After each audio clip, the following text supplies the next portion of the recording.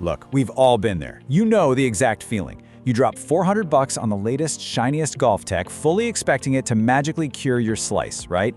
And then, 3 weeks later, it's just sitting there collecting dust in your garage. Man, it is incredibly frustrating to waste money on the wrong gear. So today, we're running a definitive explainer to solve a massive dilemma in the 300cc club category, the TaylorMade BRNR Mini Driver versus the original Mini Driver. One of these might actually save you strokes off the tee, while the other, well, it might just look pretty sitting on your shelf. Exactly. Welcome to Golf Gear Showdown, where real golf gear goes head-to-head so everyday American golfers can actually make smarter buying decisions. Our tagline is simple: golf gear head-to-head. I'm Jake, the everyday golfer, and trust me guys, I've bought enough dusty drivers to know exactly what we're talking about here. And I'm Mike, the data guy. Okay, let's dive right into this explainer. We're gonna break down exactly which one of these clubs actually belongs in your bag, and no, we are definitely not revealing the winner just yet.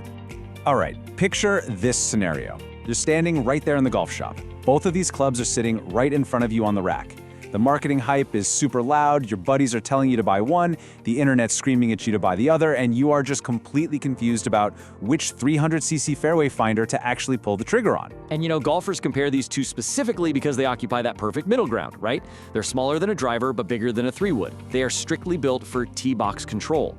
But here's the catch. There is a massive price gap between a used original and a brand new BRNR. Is the shiny new tech actually better, or is it just way more expensive? Right, and my main question, as always, is will this actually help a 15 handicapper who practically lives in the right rough? Well, here are our showdown criteria for today's explainer. We've got 6 rounds on the agenda: distance, forgiveness, accuracy and control, feel and sound, price versus value, and we'll wrap it up with the best fit by golfer type.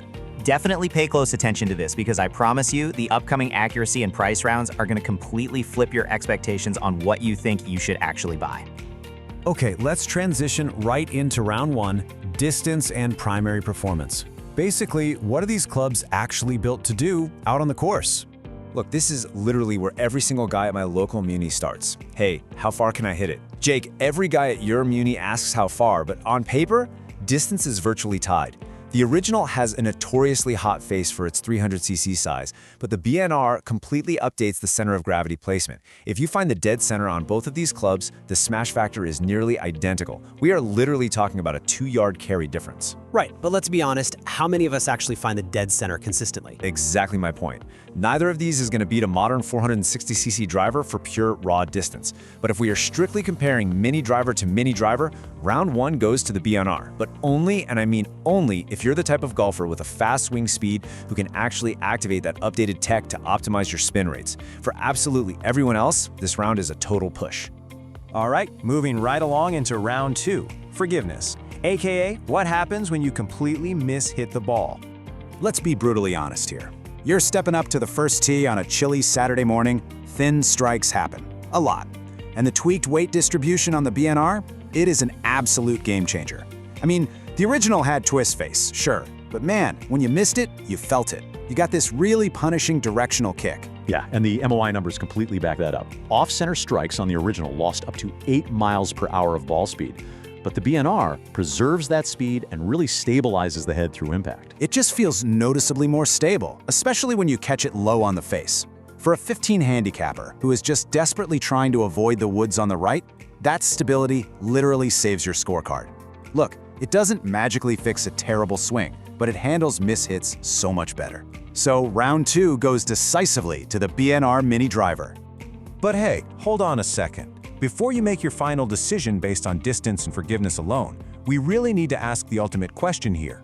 Which one actually keeps you in play? Round 3 is the one most golfers completely overlook, and honestly, it might just be the most important round in this entire showdown. That brings us to round 3, accuracy and control, finding the short grass. Because hitting it 280 yards into the adjacent fairway, it doesn't help anybody, right? Which is exactly why we look at dispersion. Getting tighter dispersion than a massive driver is just simple physics. You've got a smaller head and a shorter shaft. Now, the original Mini Driver is super well known for a penetrating, lower ball flight, which is fantastic if you happen to play in heavy Texas wind, or if you're a guy who naturally balloons your drive sky high. But if you already hit low screamers, the original is going to make you absolutely miserable out there. Spot on. Now compare that to the BNR, it launches a touch higher because of the updated hosel and the weight placement, so you get a bit more carry, which, let's face it, most average golfers desperately need. When you take TaylorMade's twist face technology and combine it with the BNR's higher launch, you just get way more usable distance. The dispersion stays incredibly tight, but the ball actually stays in the air longer. More usable distance without sacrificing control, and that is exactly what keeps shots in play. Right. So the absolute crucial takeaway here is, if you want pure, low control, the original is great. But for true accuracy, with a flight that average golfers can actually use to their advantage, round 3 goes to the BNR. All right, let's get into the psychological stuff. Round 4, feel, sound, and confidence. Now, Mike, I know you are totally obsessed with your data, man, but hear me out. If a club sounds like a tin can or just looks totally weird at address, you lose your confidence before you even start your swing.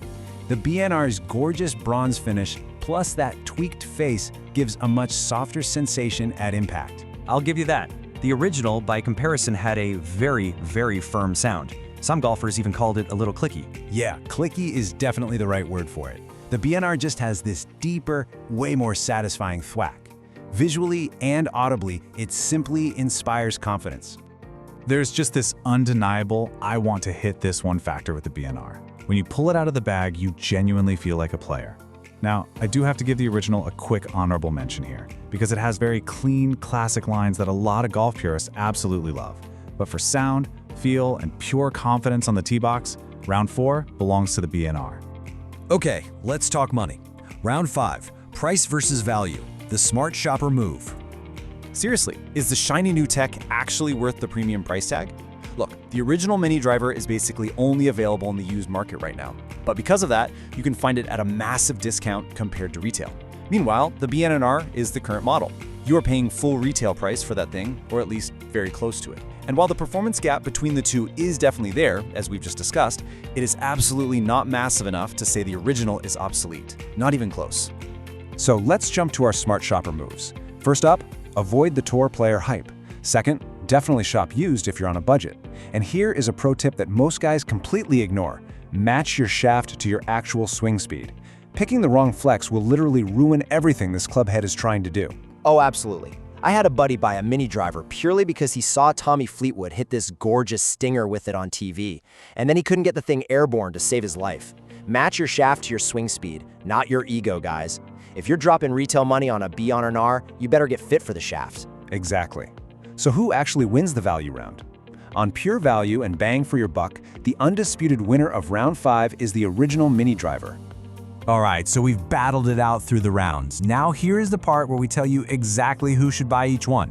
And seriously, one of these answers is going to completely surprise you. We're breaking this down perfectly for your exact handicap. Welcome to round 6, best fit by golfer type, the final verdict. Let's unite the data with the course feel. Rapid fire, Jake. Complete beginners. Skip the Mini Driver entirely, but if you absolutely must have one, buy the original used. Keep that budget low. Mid-handicappers. BRNR, for sure. You need that extra forgiveness and the higher launch. Fast swing speeds above 95 miles per hour. BRNR. It just handles the speed better. What about slower swings under 85 miles per hour? Actually, the original. That lower flight gives you way more roll if you already get the ball up in the air pretty well. Chronic slicers. BRNR. Tighter dispersion all day. And finally, our budget-conscious buyers. Original. No question about it. So bringing it all together, the definitive overall performance winner is the TaylorMade BRNR Mini Driver. It's simply the more complete package. You get better forgiveness, a softer feel, and that highly usable launch. But hey, if you're hunting for a deal, the original is still an absolute beast of a club. All right, guys, we want to hear from you. Tell us your handicap, what you are currently hitting off the tee, and your usual miss down in the comments below. Which one of these are you grabbing? Or more importantly, are you still holding on to a 3-wood that you're absolutely terrified to hit off the deck? Think about it. Make sure you subscribe to the channel so you don't miss our next explainer where we put more of your favorite gear head to head. Play smart out there, and we'll see you in the next